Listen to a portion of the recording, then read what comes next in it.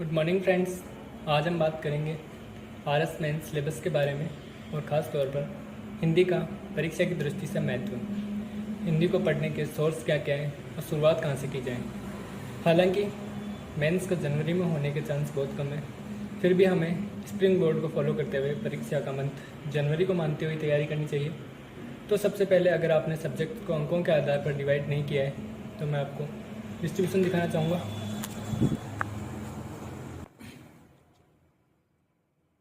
इसमें 4 पेपर होने हैं, first second third fourth. First paper में हिस्ट्री है 75 नंबर की, इकोनॉमी 65 नंबर की, और जो 3 छोटे सब्जेक्ट आने वाले हैं वो है सोशियोलॉजी, मैनेजमेंट और ऑडिट, जो 20-20 नंबर के होंगे। प्रत्येक सब्जेक्ट में 5 क्वेश्चन 2 मार्क्स के होंगे और 2 क्वेश्चन 5 मार्क्स के होंगे। सेकेंड पेपर में आते हैं तो सबसे पहले एथिक्स, साइंस एंड टेक्नोलॉजी और जियोग्राफी, जो कि 65, 70 एंड 65 नंबर की है। और थर्ड पेपर में आती है पॉलिटी, पबेड एंड छोटे subject law, behaviour, sports and yoga, जो 20-20 नंबर के हैं। पबेड है 65 नंबर की और पॉलिटी है 75 नंबर की। फोर्थ पेपर जो कि सबसे ज़्यादा डिसाइड आपकी रैंक डिसाइड करते हैं, आपका सिलेक्शन डिसाइड करते हैं, उसमें हिंदी और इंग्लिश आती है। हिंदी है 120 नंबर की, जो अपने आप में किन्हीं भी सब्जेक्टों में सबसे अधिक है, और इंग्लिश है 80 नंबर की। तो अब प्रायोरिटी देने की बात आती है तो सबसे पहले तो हिंदी को प्रायोरिटी देनी है, क्योंकि इसमें स्कोरिंग बहुत अच्छा स्कोर कर सकते हो आप। पबेड है, पबेड के बाद में एथिक्स है, जो लगभग 150 पेज के नोट्स होंगे, उनमें से आपके अच्छे नंबर आएंगे। हिस्ट्री तो बहुत बड़ी है, 65-75 नंबर की है। तो हिंदी के लिए अपन बात करने वाले थे, कि हिंदी का महत्व आरएस मेंस की परीक्षा में हिंदी का महत्व दोहरा होता है, उपयोग इसका दोहरा होता है। पहला, हिंदी एक विषय के रूप में हमारी परीक्षा में शामिल होती है, जिसका अपने आप में वर्टेज 120 नंबर का है, जो मुख्य परीक्षा में शामिल किसी भी विषय में सबसे अधिक है। साथ ही हिंदी हाई स्कोरिंग सब्जेक्ट भी है। हमें अन्य विषयों की तुलना में इस पर अधिक ध्यान देना चाहिए। हमें हिंदी की संरचना, सही संरचना, व्याकरण और प्रयोग के बारे में पूरी जानकारी होनी चाहिए। दूसरा महत्व ये है कि राजस्थान प्रशासनिक सेवा की जो अधिकांश पदों पर नियुक्त अधिकारी होते हैं, उनकी डायरेक्ट पब्लिक डीलिंग होती है। जैसे अगर मानते हैं कि अकाउंट सर्विस को छोड़ दें तो बाकी सारे पदों पर, जैसे कि उपखंड अधिकारी है, डीवाईएसपी है, तहसीलदार है, आदि लोगों का जनता से सीधा संवाद होता है। तो हिंदी आना चाहिए एक अधिकारी को। हिंदी हमारे संविधान की 8वीं अनुसूची में स्थापित भाषा है, जिसका मतलब ये है कि हमें सरकारी कार्यों, प्रक्रियाओं और संचार के माध्यम में हिंदी का सही उपयोग करना चाहिए। इसलिए हमें अच्छे संवाद कौशल, पत्र लेखन कौशल और सामान्य हिंदी के माध्यम से व्यापारिक कार्यों को समझने की क्षमता एक अधिकारी में होनी चाहिए।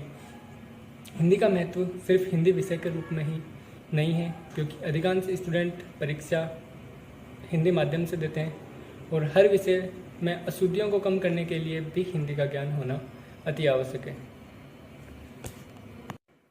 तो बात करते हैं हिंदी के लिए हमें सबसे पहले तो जो नवीन हिंदी व्याकरण आती है, व्याकरण एवं रचना है, 9th to 12th आती है, इसको पढ़ना है। हिंदी का पहले सिलेबस देखते हैं।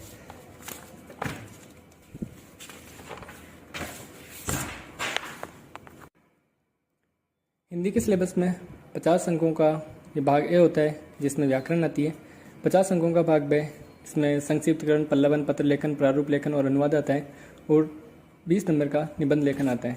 तो ये जो ऊपर वाला पोर्शन है व्याकरण वाला, इसमें समझने के साथ अधिकांश जो भाग है ये रटने का है। संधि और संधि विच्छेद के कुछ नियम होते हैं जो किसी अच्छे टीचर से पढ़ने चाहिए। उपसर्ग और प्रत्यय ये दोनों रटने के होते हैं। पर्यायवाची विलोम शब्द,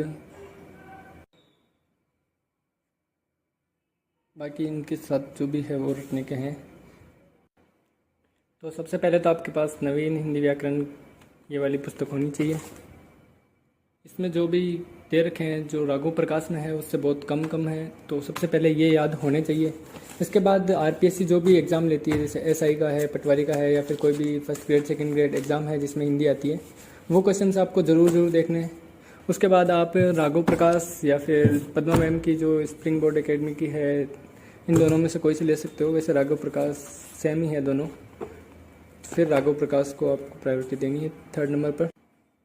सबसे पहले तो आपको ये जो 9 to 12 है एनसीईआरटी और प्रीवियस ईयर के जितने भी पेपर हैं वो आपको पक्का ही याद होने चाहिए, क्योंकि पिछले जो पेपर लेती है आरपीएससी उनमें से अधिकांश क्वेश्चन रिपीट भी हो जाते हैं। ये जो है सामान्य हिंदी की, ये स्प्रिंग बोर्ड के द्वारा पद्मा मैम जिनकी फर्स्ट रैंक थी, हिंदी में इनके बहुत अच्छे नंबर थे। ये इनकी पुस्तक है और लास्ट में इनकी आंसर शीट भी है।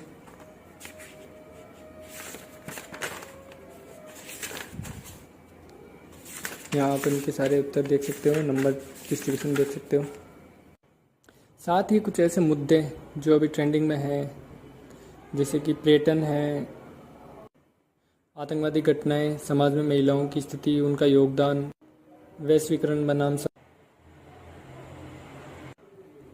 मुख्य टॉपिक जैसे राजस्थान में पर्यटन के और सौर ऊर्जा के हैं, परंपरागत ऊर्जा, नवीकरणीय ऊर्जा, सोशल मीडिया का, इंटरनेट का पढ़ाई में महत्व, ये सब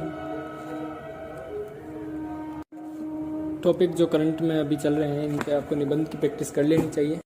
साथ ही जैसे अवतरण आता है तो अवतरण में निम्नलिखित गद्यांश को, अवतरण को ध्यानपूर्वक पढ़ते हुए उचित शीर्षक देते हुए 1/3 शब्दों में संक्षिप्तकरण कीजिए। तो ये 2 नंबर का इसमें आता है उसका शीर्षक, और 8 नंबर का जो आपने उत्तर दिया है वो ये इसका शीर्षक देते हुए इसको लिखना है वापस।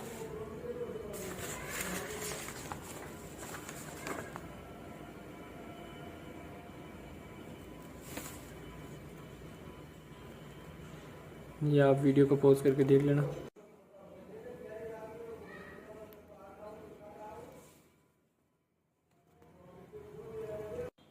ये सर ने पल्ले वन का एक एग्जाम्पल क्लास में दिया था।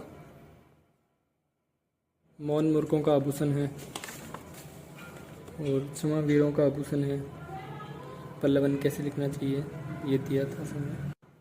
ये पल्लवन का शीर्षक परहित सरिस धर्म नहीं भाई, पल्लवन कैसे लिखना है।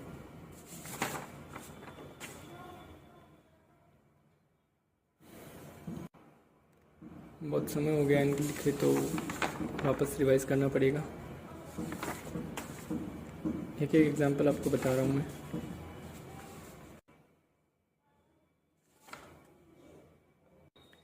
ये एसआई का 2021 में जो पेपर हुआ था। आरपीएससी जो भी पेपर लेती है वो आपको ज़रूर ही देखे जाना है।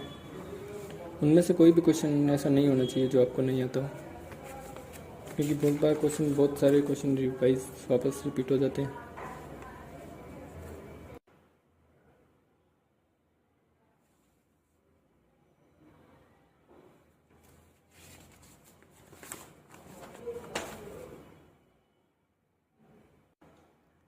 पेपर देखना चाहो या फिर आपको चाहिए तो मैं टेलीग्राम पे या फिर व्हाट्सएप पे पीडीएफ बना के शेयर कर दूंगा।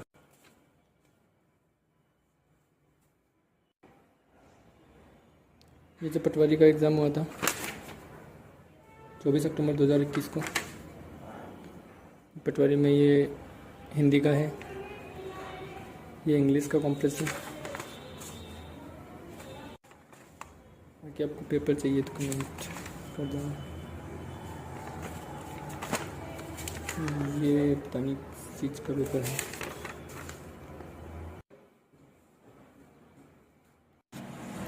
तो दोस्तों, उम्मीद है कि आपको मेरा ये वीडियो पसंद आया होगा।